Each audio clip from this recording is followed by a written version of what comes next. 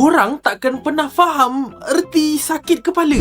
Pada tahun 2011, di China, seorang lelaki bernama Li Fuyan telah mengadu kepada doktor disebabkan sakit kepala yang melampau. Sepanjang 4 tahun kebelakangan ni, dia kerap sakit kepala, nafas berbau busuk dan ada sakit-sakit. Akhirnya, dia decide untuk jumpa doktor. Dan bila dia jumpa doktor, ada benda pelik yang doktor jumpa. Sebuah pisau sepanjang 10 inci yang dalam keadaan berkarat tertusuk di belakang kepala dia. Tapi kedudukan pisau tu betul-betul terletak di tempat yang sipi-sipi lagi nak kena dekat organ-organ penting dalam otak dia. Ceritanya, seorang perompak telah cuba untuk merompak dia dengan mencocok pisau di dalam kepala dia. Pisau tu akhirnya patah dan bilah tu tersangkut dalam kepala dia. Benda ni tak diperasan oleh dia sampailah 4 tahun yang selepasnya yang dia pergi berjumpa doktor tadi. Dan akhirnya dia berjaya diselamatkan dengan mengeluarkan pisau yang ada dalam kepala dia tadi.